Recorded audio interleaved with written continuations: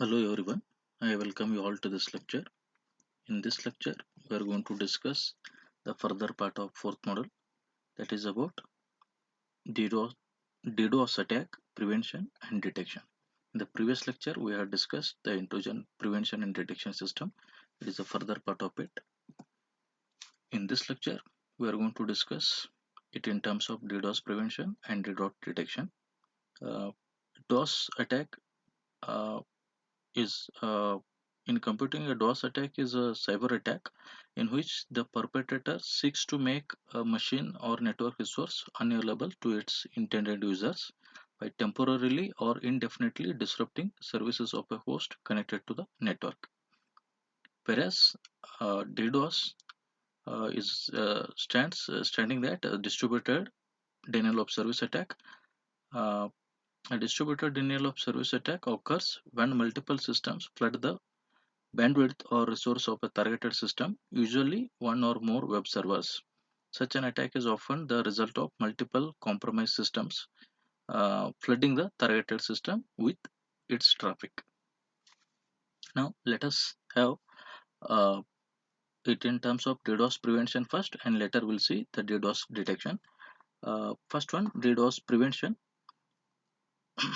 The preventive measures. DDoS prevention again can be analyzed in terms of preventive measures at the host and preventive measures inside the network.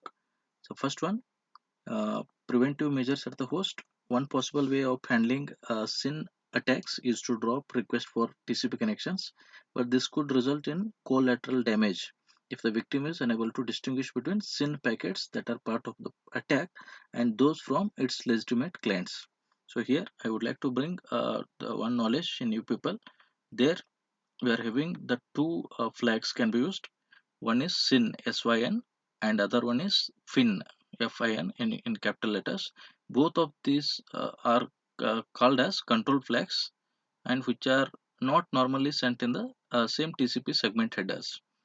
The SYN flag, SYN flag, that is used for the synchronization uh, with respect to the sequence numbers to initiate a TCP connection, whereas the FIN flag, FIN flag, that indicates the end of data transmission to finish a TCP connection. As we all know that there is a TCP connection establishment is required when we are using the TCP protocol between two communication entities. There we are using two flags, SYN and FIN, indicating basically SYN as synchronization and FIN as finished. So both of these things are ensuring that the synchronization with respect to the sequence number and the FIN, that is indicating the end of data transmission respectively, to indicate that TCP connection is ended. So here we'll see uh, one way to reduce such collateral damage, uh, uh, if the victim is unable to distinguish between SYN packets and that the part of the attack, then uh, there we need to categorize IP addresses as almost certainly genuine, probably spoofed, etc. So here we need to consider whether the packets are going to be spoofed or they are genuine. So already we aware that the packet spoofing is nothing but packet spoofing or IP spoofing is the creation of an internet protocol packets or IP packets having a source IP address with the purpose of hiding the identity of the sender or impersonating the another computer system. So that is what the IP spoofing we already understood. The almost certainly genuine addresses are those with whom normal connections were established and the terminated in the past. Under moderate load conditions, all incoming SYN requests are entertained. However, under rapidly increasing load, packets with unfamiliar source addresses are discarded with high probability. So, it is a one strategy, and another strategy under high load conditions is to allocate a full buffer of about 300 bytes for a given TCP connection request only upon completion of the three-way handshake procedure. While the connection is still half open, minimal information about it is stored in a hash table called SYN cache, means SYN cache. This information includes the TCP sequence numbers and the source and destination addresses and port numbers. An alternative to the SYN cache is the SYN cookie. Uh, a SYN cookie, which stores no state information at all for each half open connection, Instead, the responding machine places a cookie within a sequence number field of the second handshake message. The cookie is computed as a hash function of the source address, source port, destination port, and a secret value. The initiator of the connection dispatches the cookie it is just received in its ACK message. Upon receiving the ACK, the responder recalculates a cookie and verifies that it matches the value enclosed in the received ACK. Only then does it reserve buffer space for the connection. So now we'll see this is all about the preventive measure at the host. Let us discuss the preventive measure inside the network. Now there are the two routers which you can consider when we are considering a particular network. Ingress router and egress router. Ingress router is the one which accepts the packets, the incoming packets onto the network. It is the first router visited by the packet in the network, and egress router is the one which is considered as the last router from where the packet is leaving that network and moving on to the rest of the network, such as an internet, into the internet. Egress router usually placed at the border.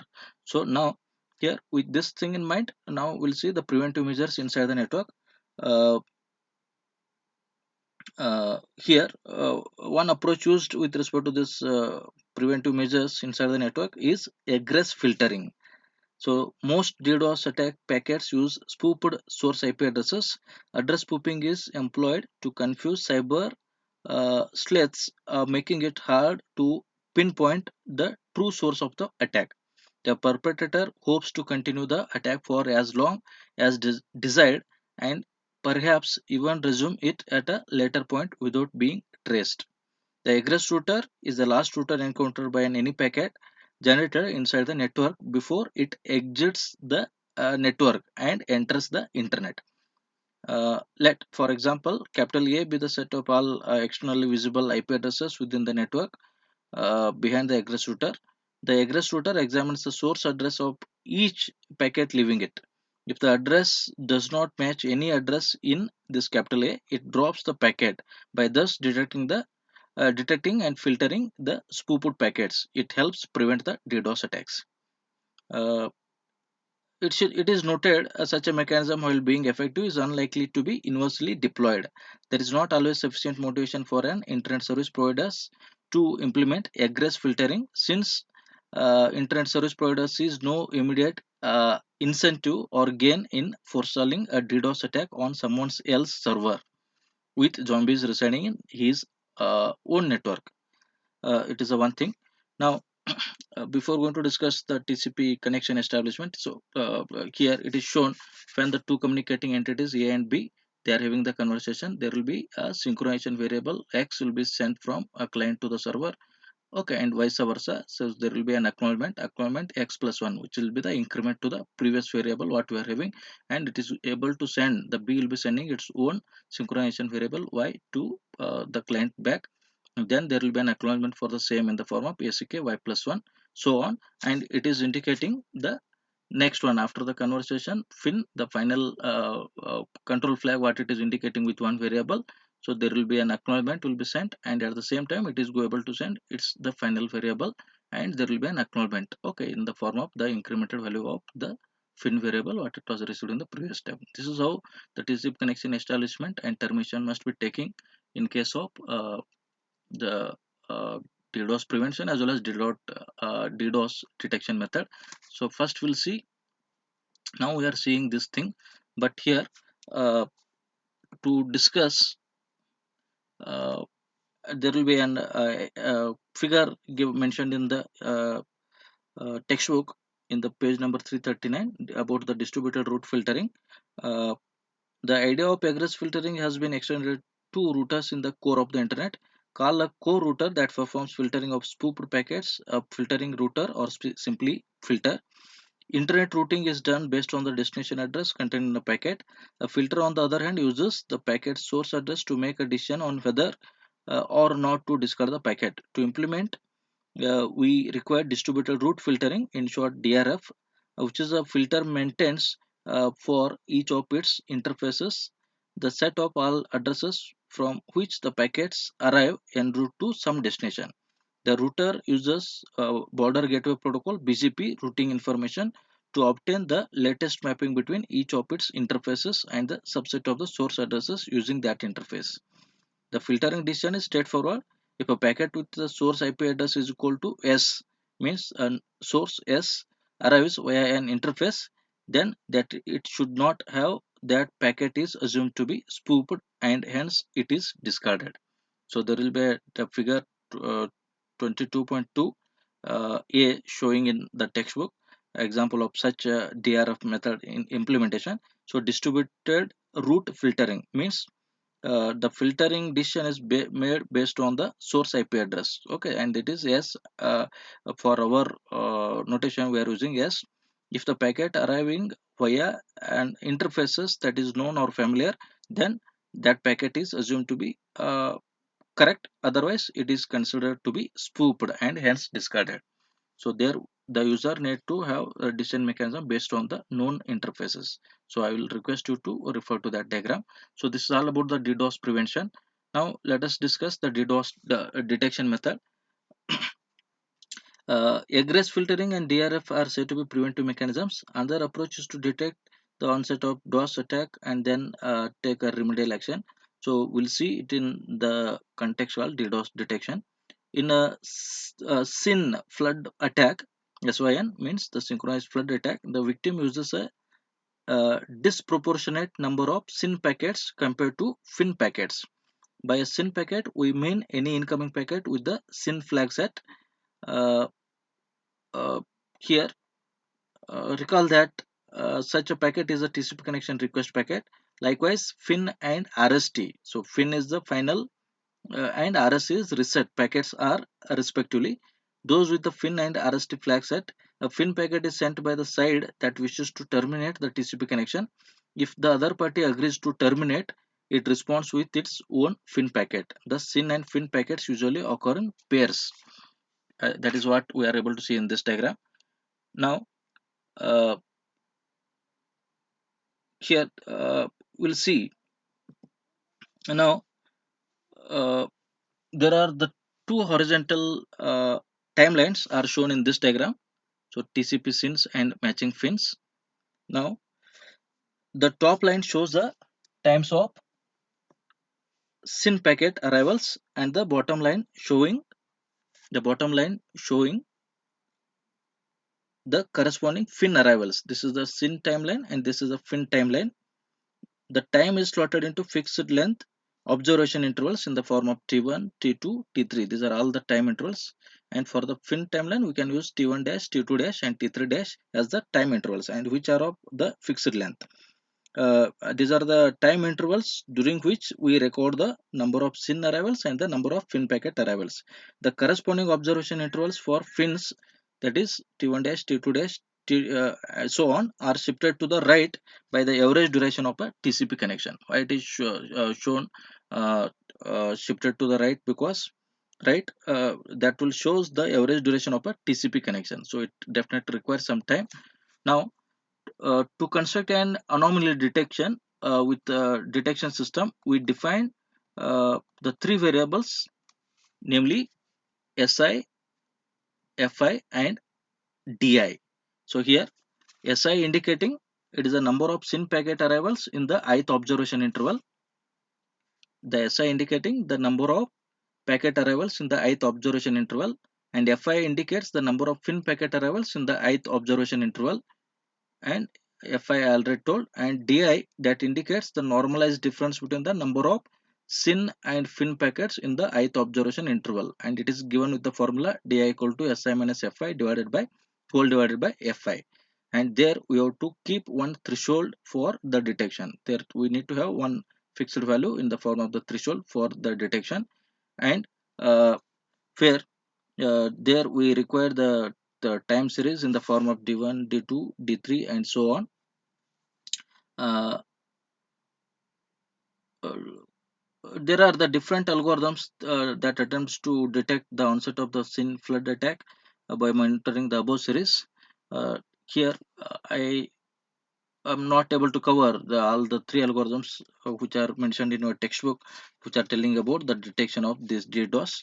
You can refer, and if you are having any doubts regarding that, you can please contact me later words. Now this is the another the DDoS detection method I can consider. Now fair. Now we'll discuss the another mechanism in the form of IP traceback. It is also covering the how the SYN flood attack or the DDoS kind of attacks can be traced back through the IP protocol in the form of IP traceback. So there are two principal approaches to the IP traceback are namely packet marking and packet logging. The packet marking, the packet keeps track of the routers it has visited, whereas packet logging, each router keeps track of the packets passing through it. And there is a combination of this, that is hybrid approaches using a combination of both of this packet marking and packet logging are also proposed.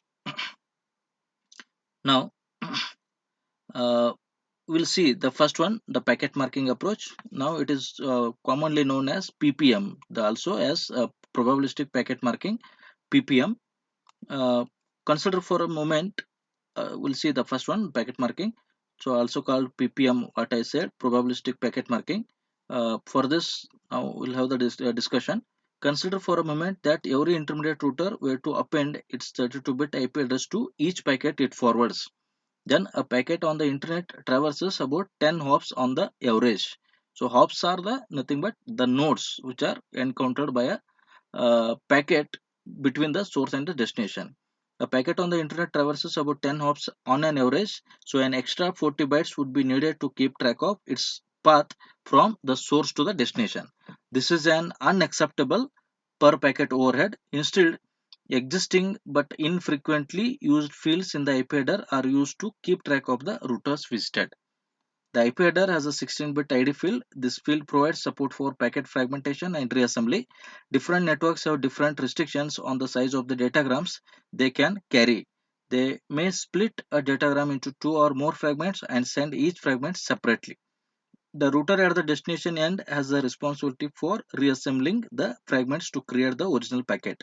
All the fragments carry the same number in their ID field, so they can be identified for reassembly. On the assumption that the ID field is often unused, traceback schemes employing probabilistic packet marking use the ID field to store partial information on an intermediate routers. But given that the length of each IP address is only 4 bytes, how can a packet store router address information in only a 16-bit ID field? This is the question. The answer lies in computing a global fingerprint for such of the each routers, that is, say 16 or fewer bits of the hash of a router's IP address. An intermediate router writes its fingerprint value into the ID field of a packet with probability P. Note that it could be overwrite a previously written fingerprint of a router closer to the source of the attack. To identify the perpetrator of the attack, the ingress router at the victim end will need to collect a sufficient number of packets that are all part of the same flooding attack. So now this diagram showing there are the two diagrams for the PPM, probabilistic packet marking. The first diagram showing map of unstreamed routers, second diagram showing router fingerprint in ID field of IP header. Uh, Here we assume that each ingress router has a map of all upstream routers from it. Consider an attack paths as shown in the diagram A. Here let V be the victim and S be the source of the attack. Since all the packets have been probabilistically marked with the fingerprint of an intermediate routers, an ensemble of attack packets will reveal the identities of various intermediate routers, thus helping to reconstruct the attack path. So here, assume these are all the hops that can be used from the source packet, uh, uh, uh, source of the attack onto the victim point. Okay, so these are all the nodes such as F, E, D, C, so on, B, M, etc. So now here what happens, the figure 2 shows the router fingerprint in the ID field of IP header. So this shows two packets, packet 1 for example, packet 1 and packet 2 uh, are how they are marked. So packet 1 was first marked by the node D and not overwritten by any downstream router.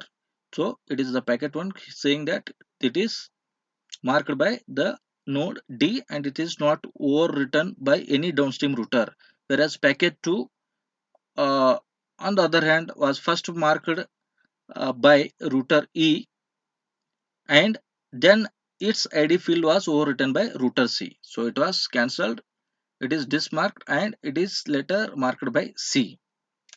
Now, uh, one problem with this approach is that it is more probable that upstream routers have their marks overwritten. For example, the probability that the mark made by router F on a packet to V survives is the probability 1 minus p whole to the power 5, means where 5 indicating the number of hops that can be encountered between F and V. You can see F and V, there are the 5 hops that can be used, maybe E, D, C, B and A. So this indicates the number of hops. So the probability that a packet arriving at V is marked by router F and that the mark survives is P into 1 minus P to the power 5. In general, the probability of an incoming packet at a victim node V having the mark of a router H hops away is P into 1 minus P to the power H minus 1, where H indicates the number of hops and P is the probability. An important consideration is the number of packets needed at a victim node V to reconstruct the attack path. This is closely related to the probability P and the distance between V and the attack source. So this is about the packet marking. So next approach is in the IP traceback is the packet logging. An alternative to packet marking is packet logging. Here each router attempts to keep track of every packet that passes through it, while packet marking made use of the idea of a router fingerprint. Packet logging makes use of the idea of a packet fingerprint or digest. This is computed using a well-designed hash function. Uh, it is the one that distributes the hash values informally across all possible hash inputs. An interesting feature of packet logging is that it can help track even a single rogue packet. First, assume that each router stores each packet received by it in the last 5 minutes. Suppose the victim wishes to obtain the exact path followed by a packet received by it. Uh, the idea is that the victim's ingress router, for example A, queries uh, in the same example you can take. Uh, Suppose the victim's ingress router A queries each of its adjacent routers whether they have been they have seen the packet or not. In the same figure, A would query, for example, if A is the ingress router, if the packet it is received, then it would query its neighboring routers or the nodes such as B, H, and G, which are connected to it. B, H, and G. The router that responds positively, say for example B, then queries its neighbors. Later, they are C and M. The one that responds with positively then contacts its neighbors and so on until the source of the packet is traced.